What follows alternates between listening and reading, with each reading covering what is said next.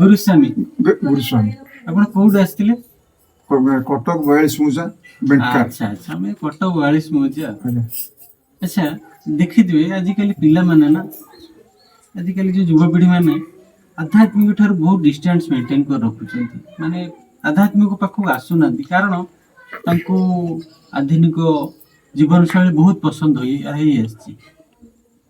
ତାପରେ logical mind ଯେମିତି ଆମର ଆଧୁନିକ ବିଚାରଧାରା, ବୁଝିଲେ କି ଏଇ ସବୁ ଜିନିଷ ନେଇକି ଆଡ଼େ ଆସିଲା ବେଳକୁ ତାଙ୍କୁ ଟିକେ ଗୋଟେ ପ୍ରକାର ବାଧାପ୍ରାପ୍ତ ହବ। ତେଣୁ ଆପଣ ସେଇ ସମୟ ଦେଇକି ଆପଣ ଆସିଛନ୍ତି। ଆପଣଙ୍କ ବୟସ କେତେ ହେଲା? 66। 66 ବର୍ଷ ହେଲା। ତ ଏଇ ଆଧ୍ୟାତ୍ମିକରେ କଣ ଏମିତି ଆପଣ ପାଇଲେ ଯେ କି କଟକରୁ ମାହାଙ୍ଗା ପର୍ଯ୍ୟନ୍ତ ଆସିବା ପାଇଁ ଯୋଉ ଟ୍ରାଭେଲ ସମୟଟା କଣ ଆପଣଙ୍କୁ ଆକୃଷ୍ଟ କଲା ଏଠି ସେଟା ଟିକେ କୁହନ୍ତୁ। बढ़िया प्रश्न आपण पचारले। ଆଜ୍ଞା देखंतु आमे हेलु जीव, ଆଜ୍ଞା ठाकुर केशव चंद्र होचंती से होचंती ब्रह्म। ଆଜ୍ଞା से समस्तंकर देवंकर देवंकर देव, समस्त गुरुंकर से गुरु। बहुत सेति बढ़िया। पई कि अर्जुन तांको जतेबेले एकादश अध्याय विश्वरूप दर्शन रे आଜ୍ଞା। जतेबेले देखिला से कहला जे पितासि लोकस्य चराचरस्य तुमस्य पूज्यश्च गुरुर्गरीयान् न त्वत्समः अस्ति अभ्यतिकः कुतः लोकत्रयम् अपि अप्रतिम प्रभाव। आपण समस्त गुरुंकर गुरु, ଆଜ୍ଞା आपण समस्त पितांकर पिता। सेति मो ठाकुर सब देखती इति तोर चिर कल्याणकारी पिता। तांक प्रश्न पचरा जाइथिला जतेबेले बारिपदार धर्मसभा रे हमर तत्वाचार्य जी से कुश भाई पचारथिले, प्रभु आपण ए साहस कले केमिति पिता निखिबार साहस केमिति कले? ଆଜ୍ଞା ठाकुर हसिगिरी यह तो सत्य। ठाकुर केतेबेले कहती नहीं जे बड़ पार्टी रे कि जे हां एटा सत्य आमे जेन बड़ पार्टी करूचे। ठाकुर आस्ते कि कहले हां चरम रे जहा लेखा आइछि सत्य। से भी पुणी 3 थर 4 थर हरिबोल हुळहुळी पड़ी चला परे। ଆଜ୍ଞା तो आपनकर प्रश्न थिला जे आजिकाली पिला माने काहे कि एथरे एते ये करूनांती। आपण देखिथिबे पिता माता संजोग काले बिहिजा लेखिछि कपाळे। ଆଜ୍ଞା तेणु करी ए संसार को जेतेबेले जीवात्मा आसे सेतेबेले तार सब निर्घंट होइछि, सब टाइम टेबल सब निर्घंट होइछि। जो माने ठीक समय रे पिता मातांकर संजोग अछि भल पिला माने सेतेबेले आसंती। किंतु मन रखिबे जे संसारटा जो ठाकुर सृष्टि करचंती एथरे ये त्रिगुणात्मिक संसार, सत आ रज तम। किंतु एठी तम गुण व्यक्ति अधिक आ सत्य गुण व्यक्ति कम। तेणु करी सेति पई कि बहुत कम ये सब दिगरे आसंती। ये लाइन होछि खसड़ा लाइन, खंडा दाड़। एथरे आसीबा भारी कष्ट। ठाकुर सेति पई कि जतेबेले प्रथम प्रथम आसिले ठाकुर तो लोक चिन्हि पारलेनी। तेणु करी जतेबेले तांको जतेबेले माने भक्त माने जतेबेले खोजी खोजी बाहरले पिंपुड़ी जेमती ये गुड़ माठिया पाखक खोजी खोजी का पड़े जाए, भक्त कौन करे ना सारा तार जीवन काल मध्य से भगवान पाखक पड़े जाए।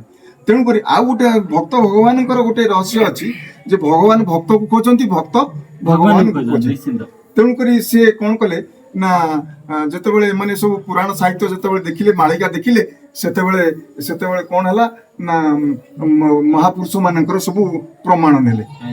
थरे हमर आगधाटीर संत भारतर जे थिले डाक्टर ठाकुर अनुकूल चंद्र सी होचंती डॉक्टर कम सेंट।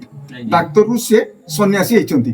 तांको तांकर भक्त माने पचारले कहले प्रभु आपण कहिथिले परा जे जतबे ब्रह्म आसीबे परम ब्रह्म जे मालिक आपण हमकु चिन्हई देबे कहबे बोली कि काहे किछि कहलेनी। से ठाकुर सी तो बहुत बड़ संत थिले। से कौन कले तपस्या रे बसिले 3 दिन तपस्या। आपण माने जानि चंती मु खाली आकु रिफ्रेश करूची। जतेबेले से 3 दिन तपस्या रे उठिले सी आग नेखि देले, आनंद रे नेखि देले, हसीबी लोटिबी करिबी मजा जहा इच्छा मोर करिबी सबु पड़वा जखन बोलबा तखन रक्षा कर हे केशव। केशव जे मोर बाबार नाम खांटी 3-3-16 ये एथरे कोनोसी संदेह नहीं।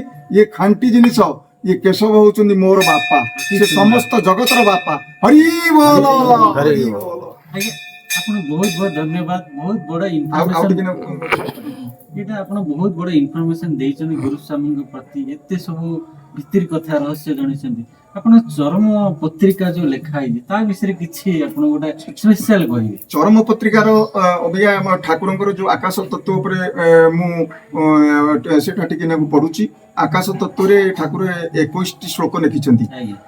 सभा शेष रे लिखिचंती चरम रे धन मोर କଲ୍ୟାଣ ପସରା ଜ୍ଞାନୀ ଭକ୍ତ ହୃଦୟରେ ତୁହି ଧ୍ରୁବ ତାରା ରେ ତୁହି ଧ୍ରୁବ ତାରା। ମୁଁ ଆପଣଙ୍କୁ କହିବି ତିନି ପଦ ଚାରିଟା ଶ୍ଲୋକ ବୋଲି ସାରେ ନିଶ୍ଚିନ୍ତ ବହୁତ ବଢିଆ। ତାରା। ତାପରେ ସେଠୁ ସବୁବେଳେ ହଟ କରୁ ଅଲୌକିକ ପାଇଁ ଯେତେ କହିଲେ ବି ତୋର ମନ ବୁଝୁ ନାହିଁ ହରି ବୋଲ। ନୀରବ ସାଧନେ ଯଦି ଏକାନ୍ତରେ ବସି ଚତୁରେ ତୁ ପଞ୍ଚଭୂତ ତତ୍ୱେ ଯିବୁ ରସି ଦେଖିବୁ ନିଜ ନେତ୍ରରେ ବ୍ରହ୍ମ ଅଲୌକିକ ଲଭନ୍ତୁ ପରମ ସୁଖ ତୁଟନ୍ତା ଭୌତିକ। ଏମିତି 22 ପଦ ଅଛି। ଏ ବହୁତ କଷ୍ଟ ଲାଇନ ଠାକୁର ଲେଖିଛନ୍ତି ଅତି ସହଜରେ। ମୁଁ ଆପଣଙ୍କୁ ଗୋଟିଏ ଜିନିଷ ବୁଝେଇବି ଯେ କହୁଛନ୍ତି ନୀରବ ସାଧନେ ବସି ଏକାନ୍ତରେ ବସି ନୀରବ ସାଧନେ ତୁ ଏକାନ୍ତରେ ବସି ଚତୁରେ ତୁ ପଞ୍ଚଭୂତ ତତ୍ୱ ଯିବୁ ପଶି। ନୀରବ ସାଧନ ଅର୍ଥ କଣ ନା ଯୋଉମାନେ ମୌନ ବ୍ରତ କରନ୍ତି ତାଙ୍କର ପାଟି ବାଚନଟା ଯେତେବେଳେ ବନ୍ଦ ହେଇଯାଏ ସେତେବେଳେ ତାଙ୍କର ଆଉ ଗୋଟେ ଇନ୍ଦ୍ରିୟ ଶକ୍ତି ପାୱାର ହେଇଯାଏ। ସେମାନେ କଣ କରନ୍ତି ନା ତାଙ୍କର ଅଧିକା ଯୋଉ ଡାଇମେନସନ ଗୁଡାକ ଅଧିକା ହେଇଯାଏ ସେମାନେ ତାଙ୍କୁ ପାୱାର ମିଳିଯାଏ। ତେଣୁ ଯୋଉମାନେ ମୌନ ବ୍ରତ କରନ୍ତି ସେମାନେ ଇଏ କରନ୍ତି। ନୀରବ ସାଧନେ ଏ ସାଧନା ଏତେ ସହଜ ନୁହେଁ, ଆମେ କରିପାରିବାନି। ନୀରବ ସାଧନେ ଯଦି ଏକାନ୍ତରେ ବସି ପଞ୍ଚଭୂତ ତତ୍ତ୍ୱ ଯିବୁ ରସି। ତୁ ରସି ଯିବୁ ମାନେ ମଜି ଯିବୁ। କେମିତି ଜାଣିବ ସେ ଯୋଉମାନେ ସାଧନା କରିବେ ନୀରବ ସାଧନା ସେଇମାନେ ହିଁ ଜାଣିପାରିବେ। ପଞ୍ଚଭୂତ ତତ୍ତ୍ୱ କଣ? ପାଞ୍ଚଟା ଯୋଉ ଭୂତ ଅଛି ପଞ୍ଚ ମହାଭୂତ ବାୟୁ ଅଗ୍ନି ଜଳ ଅଗ୍ନି ବାୟୁ ଆକାଶ ଯୋଉମାନେ ଆପଣ ଜାଣିଛନ୍ତି ପୃଥିବୀ ମାଟି ସେ ପାଞ୍ଚଟା ଯୋଉ ପଞ୍ଚ ମହାଭୂତ ସେମାନେ ତାଙ୍କର ସବୁ ଅନୁପୂରକ ବି ଅଛନ୍ତି ପରିପୂରକ ବି ଅଛନ୍ତି। ଜଳରୁ ଅଗ୍ନି ବାହାରୁଛି ସେଇ ଜଳ ପକେଇଦେଲେ ଅଗ୍ନି ଲିଭି ଯାଉଛି। ତେଣୁକରି ଏଠି କହିବାର ଅର୍ଥ ହଉଛି କଣ ମୁଁ କାହିଁ କହିଲି ତୁ ଏତେ ଅଲୌକିକ ପାଇଁ ମୋ ଆଗରେ ଆସି ଏଠି ବସିକିରି ଅଳି କରୁଛୁ। ପ୍ରଭୁ ଆପଣ ଆସିଲେ କଳିଯୁଗକୁ କିଛି ଅଲୌକିକ ଦେଖଉନାହାନ୍ତି। ଏ କୃଷ୍ଣ ସେତେବେଳେ ପୂଜାକୁ ହାତ ମାରି ଦେଇଥିଲେ ଲୋକମାନେ ଏମିତି କେମିତି ବିଶ୍ୱାସ କରିବେ? ଠାକୁର ହସିକିରି କହନ୍ତି ମୁଁ ଯଦି ତମକୁ ଅଲୌକିକ ଦେଖେଇବି ଏଠି ତମେ ମାନେ ଏଠି ବସିବାକୁ ଜାଗା ମିଳିବନି। ଝାଡା ସବୁ ଲୋକ 5 ଲକ୍ଷ ଲୋକଙ୍କୁ ମୁଁ ଗୋଟା ସେକେଣ୍ଡରେ ଏକାଠି କରିଦେବି। ତ ସେସବୁ କିଛି ଦରକାର ନାହିଁ। ଯେତିକି ଆସିବା ଭକ୍ତ ଆସନ୍ତୁ କିନ୍ତୁ ଅଲୌକିକ ଶକ୍ତି କି ଯୋଗୀ ବଡ ବଡ ମହାପୁରୁଷ ମାନେ ଦେଖାନ୍ତି ନାହିଁ। କାହିଁକି ନା ଯେ ଯୋଗୀ ସିଦ୍ଧି ପଥେ ଯାଆନ୍ତି ବ୍ୟର୍ଥରେ ଦିନ ସେ ହରାନ୍ତି।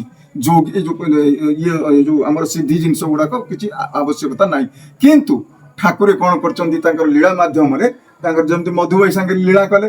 ମଧୁବାଇ ଯଜ୍ଞକୁ ଗଲା ସେ ମଧୁବାଇ କି ଯେତେବେଳେ ତା ବାପା ତାଙ୍କ ଘରେ ପଚାରିଲେ କହିଲେ ପୁଅ ବାହାଘର 15 ଦିନ ରହିଲା ତମେ କଣ ଯଜ୍ଞକୁ ବାହାରିଛ ମୁଣ୍ଡ ଫୁଣ୍ଡ ଖରାପ ହେଇଗଲାଣି? ମଧୁବାଇ କହିଲା ସେ ତ ପୁଅ ବାହାଘର ହଉ କି ନ ହଉ ମୁଁ ଚାଲିଲି। ତାର ଜିନିଷ ପତ୍ର ପକେଇକି ସେ ଯଜ୍ଞ ଯାଇ କଲେ ଛାମୁଡିଆ କଲେ ଯାଇ ସବୁ କାମ ଆଗକୁ ହବ। ଠାକୁରଙ୍କର ମୋର କଣ କେତେ ବଡ ଦୟା କେତେ ବଡ ଗୋଟେ କଣ୍ଟ୍ରାକ୍ଟର ଥରେ ଆସି କହିଲେ ବାପାରେ ସେ ମଧୁର ପୁଅ ବାହାଘର ହବ ଟିକେ ଦେଖିବ ଖାଲି ଏତିକି ଆଜ୍ଞା ହେଲା। ସିଏ ଏତେ ବଢିଆ ଭାବରେ ସେ କଣ୍ଟ୍ରାକ୍ଟର ପଇସା ଖର୍ଚ୍ଚ କଲା ଆଉ ସେ ଏମିତି କଲା। ମଧୁବାଇ ଯେତେବେଳେ ଯଜ୍ଞରୁ ଫେରିଲା ଯୋଉ ତାଙ୍କ ସ୍ତ୍ରୀ ତାଙ୍କ ପୁଅ ତାଙ୍କୁ ଥଟ୍ଟା କରିଥିଲେ ସେ କହିଲେ ଭଲ ହେଇଛି ତମେ ସେଠି ଯାଇଛ ତମେ ରହିଥିଲେ ଏମିତି ଜମାଣିଆ ବାହାଘର ହେଇନଥାନ୍ତା। ଜୟ ଶ୍ରୀ କେଶବ ନାରାୟଣଙ୍କର ଜୟ।